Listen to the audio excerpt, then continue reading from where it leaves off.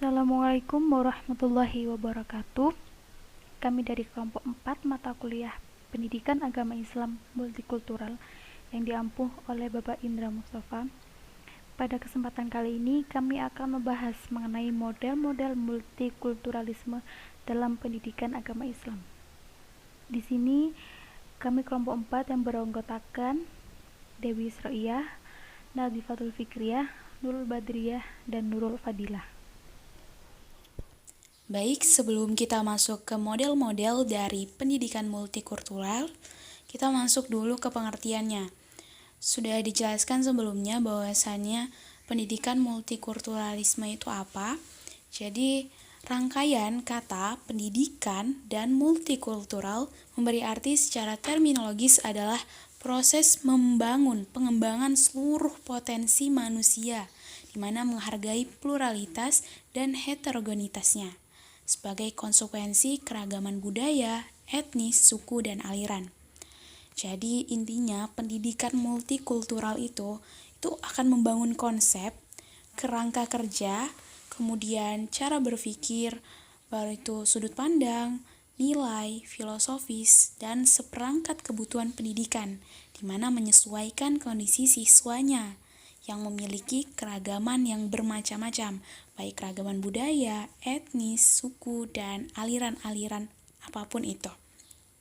Jadi dengan keragaman, siswa itu bisa disatukan, bukan malah keragaman itu menjadikan terpecah belah ataupun menjadikan tidak teraturnya sebuah pendidikan. Namun pendidikan multikultural ini memadukan ataupun saling mengisi ataupun saling melengkapi satu sama lain. Nah, itu di pendidikan multikultural. Jadi mereka paham akan adanya keberagaman yang ada. Oke, di sini saya akan menjelaskan tentang model-model multikulturalisme dalam pendidikan Islam. Model-model tersebut dibagi menjadi 4. Yang pertama adalah model melting pot, yang kedua model assimilation, yang ketiga model salad bowl, dan yang terakhir adalah model open notation. Yang pertama yaitu model melting pot. Konsep pendidikan model melting pot menurut Tiller tahun 2014 merupakan sebuah konsep pendidikan di mana masing-masing kelompok etnis dengan budayanya sendiri menyadari adanya perbedaan antar sesamanya. Namun, dengan menyadari perbedaan tersebut, mereka itu masih bisa membina hidup bersama. Pendidikan konsep melting pot di Indonesia sendiri contohnya yaitu terjadi pada praktik-praktik pendidikan pada masa pemerintahan Orde Baru dengan budaya nasional Indonesia yang berdasarkan nilai-nilai Pancasila. Hal ini tercermin dalam praktik pendidikan pada semua tingkatan pendidikan. Misalnya dalam penelitian Usman Peli tahun 2004, terlihat bagaimana politik asimilasi Orde Baru yang diterapkan pada etnis Cina di Medan, di mana para pelajar yang berlatar belakang etnis Cina digolongkan sebagai pelajar non-pribumi. Para pelajar yang berlatar belakang etnis Cina atau Tionghoa itu mengalami politik asimilasi dengan cara menyatukan adat istiadat atau tradisi mereka ke dalam budaya nasional. Contohnya dalam nama dan bahasa. Baik, selanjutnya saya akan menjelaskan tentang model assimilation. Model asimilasi ini yaitu suatu pandangan yang membenarkan eliminasi perbedaan-perbedaan yang ada dan membaur dengan budaya kelompok yang dominan.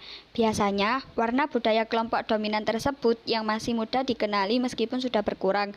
Sebaliknya, budaya kelompok yang lemah akan menjadi kabur dan hilang. Maksud dari asimilasi ini yaitu suatu proses sosial yang ditandai dengan adanya usaha-usaha mengurangi perbedaan-perbedaan yang terdapat antara orang, perorangan, atau kelompok-kelompok manusia, dan juga meliputi usaha-usaha untuk mempertinggi kesatuan tindak, sikap, dan proses-proses mental dengan memperhatikan kepentingan-kepentingan dan tujuan-tujuan bersama. Contohnya yaitu ada seseorang berinisial A adalah orang Indonesia yang menyukai tarian Bali.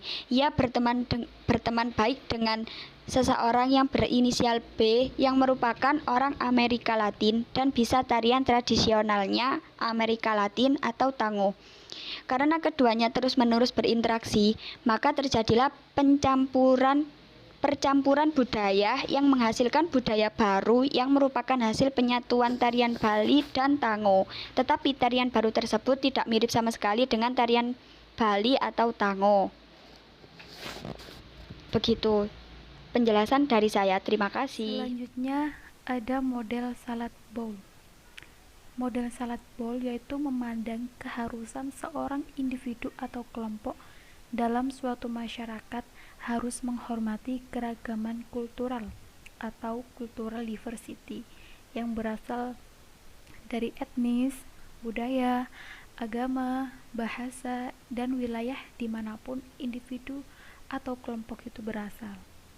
Dan juga pada saat yang sama mendukung kesepakatan yang telah disetujui bersama untuk saling menghormati dalam satu wadah sehingga hidup berdampingan secara damai. Jadi model salad bowl ini ibaratnya itu mangkok yang berisi salad gitu. Kan dalam salad itu banyak isinya, ada apel, ada melon, ada buah naga dan lain sebagainya. Nah, pada konsep ini masing-masing kelompok itu memperjuangkan kelompoknya sendiri. Bukan berarti lomba ya. Jadi maksudnya masing-masing kelompok itu tetap dengan kebudayaannya mereka sendiri. Misalnya orang Madura tetap dengan kebudayaannya, orang Sunda tetap dengan kebudayaannya. Dan juga dapat saja masing-masing kelompok etnis mereka hidup berdampingan, tetapi tidak saling mengganggu antara satu kelompok dengan kelompok yang lainnya. Nah, maka dari itu model salad bowl ini bisa juga disebut dengan semboyan kita, Bhinneka Tunggal Ika, berbeda-beda tetapi tetap satu. Orang Madura tetap dengan kebudayaannya, orang Sunda tetap dengan kebudayaannya. Mereka hidup dalam satu kelompok, satu lingkungan. Tapi mereka tidak saling mengganggu antara kebudayaan satu dan kebudayaan yang lainnya. Gitu, mereka tetap dengan kebudayaannya masing-masing sehingga mereka hidup secara damai. Itu saling menghormati gitu. Kemudian, pendidikan menurut konsep salad bowl ini ialah pendidikan di mana masing-masing kelompok etnis itu berdiri sendiri. Ya. Mereka hidup bersama-sama sepanjang antara kelompok satu dan kelompok yang lain tidak saling mengganggu. Jadi Madura, misalnya kebudayaan Madura, orang Madura dengan orang-orang Sunda, itu mereka bisa hidup dalam satu lingkungan, tetapi mereka itu masih tetap dengan kebudayaannya masing-masing. Mereka tidak mengganggu kebudayaannya orang lain gitu. Konsep pendidikan salad bowl ini di mana semua orang yang berbeda dapat hidup berdampingan, ya kan, tetapi mereka dengan budayanya masing-masing. Kalau misalkan model ini dalam konsep pendidikan itu belum mencapai tujuan yang maksimal ya sepertinya, karena tidak bisa memanfaatkan kekuatan masing-masing budaya gitu, tidak bisa mengasimilasikan kedua budaya, tidak bisa menemukan budaya yang baru. Jadi mereka tetap dengan budayanya masing-masing. Tetapi positifnya dari model salad bowl ini, mereka itu tidak saling mengganggu gitu antara budaya yang satu dan budaya yang lainnya. Tetapi mereka tetap bisa hidup berdampingan gitu. Maka dari itu, model salad bowl ini disebut dengan Bhinneka Tunggal Ika, berbeda-beda tetapi tetap satu. Jadi semua orang yang berbeda dapat hidup berdampingan, tetapi mereka tetap dengan budayanya masing-masing, sehingga hidup berdampingan secara damai. Baik, kita masuk kepada model yang keempat, yakni model open nation, di mana suatu pandangan masyarakat terbuka, masyarakat dengan segala keberagamannya dibebaskan mengambil cara yang dikehendaki dalam membentuk suatu bangsanya. Indonesia memiliki 34 provinsi, memiliki suku, bahasa, adat istiadat yang beraneka ragam. Nah, di sini masyarakatnya juga memiliki cara untuk dia ambil ketika membentuk suatu bangsanya itu juga berbeda-beda, multikultural juga. Multi artinya banyak. Nah, di sini masyarakatnya punya banyak cara. Jadi contoh ketika seseorang membangun bangsa, ada yang dengan cara berinovasi, memiliki ide-ide baik, ide-ide baru yang akan membangun bangsanya. Baik itu seputar teknologi, ekonomi, budaya, dan lainnya. Kemudian ada juga yang melakukan pembangunan bangsa dengan cara semakin mengikat solidaritas yang semakin kuat dalam bangsanya. Jadi contoh, ketika ada di suatu daerah, contoh di Aceh atau di Jawa, ketika daerah tersebut tertimpa musibah, daerah yang lain saling membantu, saling mendukung, saling berempati, mengikat solidaritas antara daerah satu dan daerah lain yang ada di Indonesia. Maka dari itu akan tetap kuat bangsanya. Selanjutnya ada juga yang dengan cara memakai produk yang ada di Indonesia. Jadi dia cinta terhadap produk Indonesia, tidak memakai produk-produk luar. Ketika dia berbelanja produk Indonesia, otomatis yang dikayakan Indonesia, yang dikayakan bangsanya sendiri. Nah, itu merupakan contoh-contoh cara membangun bangsa, menguatkan solidaritas dengan berinovasi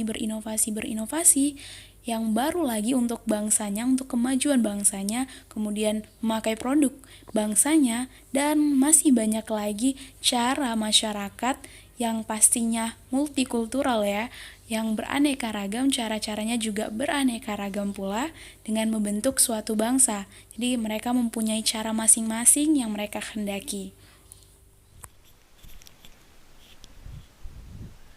Cukup sekian yang dapat kami sampaikan. Semoga dapat memberikan manfaat bagi kita semua.